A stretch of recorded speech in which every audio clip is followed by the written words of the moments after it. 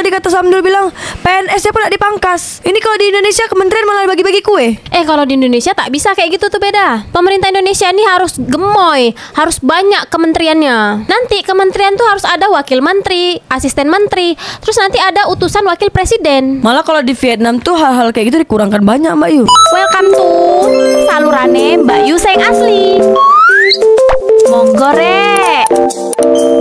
Langkah berani Vietnam, gabungkan kementerian dan pangkas PNS pasca penurunan PPN. Mood Bali. Vietnam baru saja mengumumkan rencana besar untuk merampingkan pemerintahannya. Langkah ini mencakup penggabungan kementerian dan pengurangan unit pemerintahan hingga 15-20%. Selain itu, Vietnam juga memperpanjang kebijakan pengurangan pajak pertambahan nilai PPN dari 10% menjadi 8%. Menurut laporan Bloomberg, upaya ini bertujuan untuk mengalihkan anggaran dari kebutuhan birokrasi ke proyek-proyek pembangunan. Rencana tersebut juga akan memangkas jumlah pegawai negeri sipil PNS demi efisiensi operasional pemerintah. Wih, Vietnam nih gacok kali Dia bisa turunkan PPN dari 10% ke 8%. Kalau Indonesia tak akan sanggup, beda, malah dinaikkan. Jadi 12% kan, Mbak Yu. Tadi kata Samdul bilang PNS-nya pun nak dipangkas. Ini kalau di Indonesia kementerian malah bagi-bagi kue. Kalau di Indonesia tak bisa kayak gitu tuh, beda. Pemerintah Indonesia ini harus gemoy, harus banyak kementeriannya. Nanti kementerian tuh harus ada wakil menteri, asisten menteri, terus nanti ada utusan wakil presiden. Malah kalau di Vietnam tuh hal-hal kayak gitu dikurangkan banyak, Mbak Yu. Makanya investasi tuh lebih banyak lari ke Vietnam, beda. Karena urusan birokrasi yang ada di Vietnam itu nggak ribet kayak di Indonesia. Jadi Indonesia nih jadi Indonesia emas tak di tahun 2045? Vietnam beda. Nanti Vietnam yang akan jadi Vietnam emas. Engkau tahu dari mana nih, Mbak Yu? Yo ndak tahu kok tanya saya. Apa kata netizen fufu fafa buta mata buta fakta, beda. Engkau nak aku bercakap Thailand, India, Melayu ke, Singaporean ke, Australian ke, Kambojan ke, apa lagi? Udah beda, kita pakai bahasa fufu fafa aja, beda. Mereka bekerja untuk rakyat. Di Konoha rakyat bekerja untuk pejabat, kata Edo Maniz. Di Konoha itu adalah surganya. Surganya apa, Mbak Yu? Surganya untuk para koruptor. Nih netizen fufu fafa yang benar-benar netizen fufu fafa. Nih buktinya. Pindah aja ke sono biar sekalian mengurangi beban subsidi pemerintah dan biar lapangan kerja nggak banyak yang butuh, kata Joy MLB. Oh, kalau ini udah jelas nih, emang netizen fufu fafa nih kayak gini nih. Kau tak nak pemerintah kau nih bagus, kau malah suruh pula orang-orang yang mengkritik nih pergi ke negara orang. Gila memang. Lanjutkan, beda. Apa kata fufu fafa di dunia nyata nih, beda? Kata Edo Manis tadi dijawab kan, yang orang-orang yang komen dekat komentar dia. Kenapa bang? Takut nggak kebagian data bansos ya? Lu kena tipu pasti belum sadar juga lu, bangun. Fufu fafa tuh tak akan sadar sampai kiamat menjelma. Harusnya begitu. Ngapain pejabat eselon banyak banget, mana tunjangan mereka selangit pula, kata Nat Sumichan. Dijawab balas budi lah apalagi, kata Bang Junet. Dijawab lagi sama Jimmy Barus. Jenderal di TNI juga banyak yang nganggur, digaji semua tuh. Terus jawab lagi sama Samsul, mana mau bikin lembaga baru, Dewan Keamanan Nasional. Lalu apa fungsi Lemhanas dan Kemenhan? Sekarang di Vietnam tuh Kemenhannya masih ada kok. Di ASEAN Indonesia kabinetnya yang paling gemuk, habisin anggaran aja, ujung-ujungnya rakyatnya diperas lewat pajak, kata Wayamun. Kita harus optimis sama pemerintahan yang ada di Indonesia. PPN Indonesia naik 12% itu adalah keberuntungan untuk Malaysia. Malaysia akan berjaya dan semakin kaya raya. Karena warga Indonesia semakin banyak yang berobat ke Malaysia. Majulah Singapura. Majulah Singapura.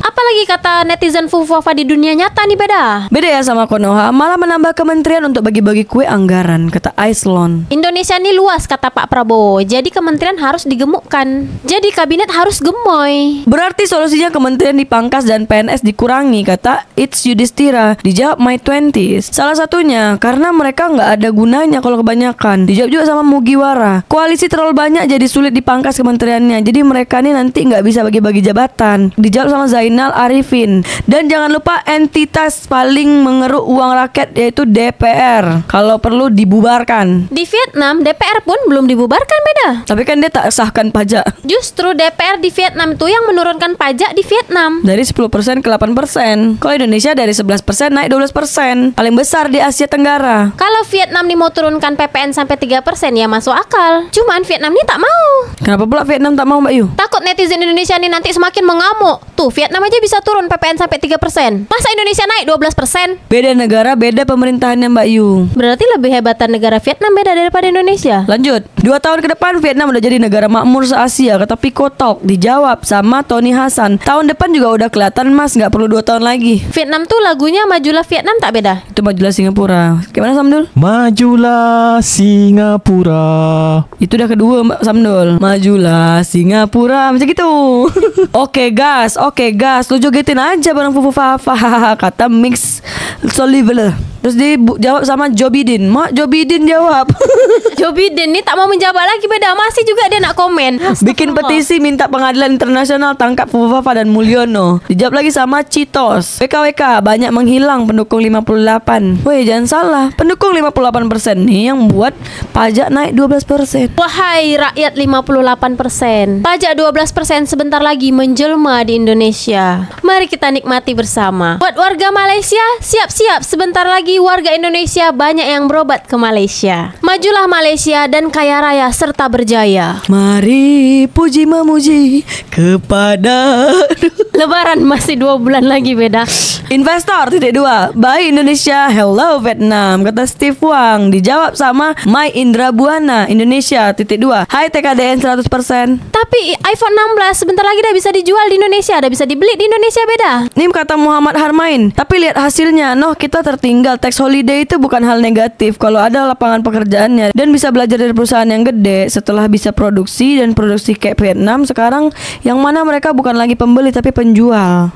Vietnam beda, dia udah jauh melihat ke depan. Majulah Singapura. Kapan negara saya seperti itu ya ketika defisit anggaran, PPN dan pejabat dipangkas. Ini keren, kata Joglo Omah. Dijawab sama Ati Widowanti. Coba studi banding ke sana nih para dewan-dewan. Indonesia tak akan mungkin mencontoh Vietnam. Indonesia nih terlalu banyak sumber daya alamnya. Sementara Vietnam hanya mampu menurunkan pajak 8%, kata Mulyono di Singgasana. Ini baru pemerintahan yang betul, orientasinya rakyat kecil, kata Lukman Ryan 77. Dijawab sama Ari Tengkiu. Anda mau Indonesia menjadi negara komunis sosialis? Terus dijawab lagi sama Oke Hayati. Harusnya dibuat komunis 10 tahun baru dibalikin ke demokrasi lagi, pasti maju nih Indonesia. Dijawab sama Angga Chandra Permana. Apa nggak bisa negara demokrasi seperti sekarang tuh berorientasi pada rakyat kecil juga? Indonesia, dia akan menjadi Indonesia emas beda. Tapi Vietnam dulu yang berkuasa di dunia nyata. iPhone 17 dibuat di Vietnam, dijual di Indonesia. Majulah Singapura. Apalagi kata netizen Fufu Fafa di dunia nyata beda. Resep maju Vietnam sama dengan reverse kebijakan Indonesia, kata Mind 888. Terus ada lagi yang komen, Ali Expanders. Ini mah kebalik, perbanyak kementerian, rekrut habis seluruh non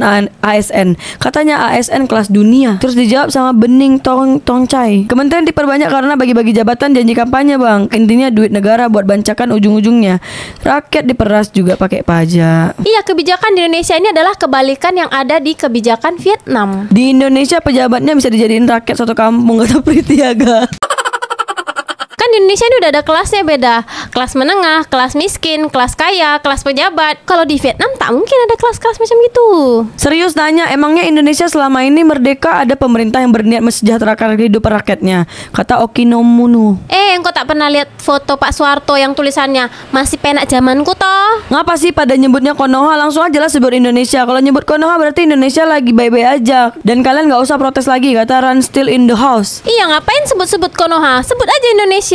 Pemain bolanya juga pemain asli warga negaranya, nggak hambur-hamburin uang buat bayar pemain pendatang, kata Amandil. Terus dijawab sama Rakahi. Di sini juga pakai yang lokal, mentalnya gitu tapi dari pembinaan sudah tidak ada mental juara. Dijawab sama Adil Firmansyah. Full lokal sekelas AFF aja Indonesia nggak bisa lolos semifinal. Vietnam pakai pemain naturalisasi, kurang literasi Rico Kang. Terus dijawab sama Vespa Iseng. Indonesia tapi kalah loh dari Vietnam dalam sepak bola dan pengelolaan anggarannya. Engkau pernah nonton film Rambo tak? Tentara Amerika tuh kalah sama tentara Vietnam. Dulu pernah gini tapi berubah sejak Mulyono menggantikan Jokowi, kata Kode Gibran. Dijawab sama Ariwan Syah, Jawa mulu presidennya ya katanya. Terus dijawab lagi sama Herman Syah, cuma Pak Habibie lah yang bukan orang Jawa. Emang Pak Prabowo orang Jawa? Beda. Di Indonesia nih Jawa adalah kunci. Dari zaman Hindia Belanda, banyak di buku-buku tercatat bahwa Jawa adalah kunci. Penduduk Jawa pun lebih banyak daripada penduduk Singapura. Tapi Singapura tuh lebih maju se-Asia Tenggara. Negara penjajah di Hokage malah naik pajak buat bayarin utang negara Hokage. Yang utang di pusat yang bayar seluruh provinsi dari Aceh hingga Papua, kata Galeri M17. Untuk warga Indonesia, sebentar lagi pajak di Indonesia akan naik 12% di dunia nyata. Mari sama-sama kita menikmati apa yang akan terjadi di Indonesia. Buat korang warga Malaysia dan Singapura, korang tengok-tengokkanlah negara kami nanti akan jadi apa. Vietnam itu komunis, gampang nangkepin orang-orang yang nggak benar, kata YPS aja. Makanya pada takut duluan di sini dan disiapin sogokan duluan. Terus dijawab lagi sama Iwan Wikarta, Vietnam, Cina, Rusia itu semua negara komunis, tapi memakmurkan rakyatnya. Warga Malaysia selamat. Sebentar lagi negara korang akan menjadi kaya raya dan berjaya, karena akan banyak warga Indonesia yang berobat ke Malaysia. Bukan berobat ke Vietnam, Mbak Yu. Kalau ke Vietnam tuh yang jadi judi-judi online tuh beda. Itu kan ke Kamboja, Filipina, Mbak Yu. Kamboja tuh Vietnam beda. Woi, Kamboja tuh negara sendiri lah. Coba lah korang komen kat bawah nih, Kamboja nih masuk mana? Vietnam ke, Laos ke, atau Thailand? Vietnam tuh negara sendiri, Kamboja negara sendiri.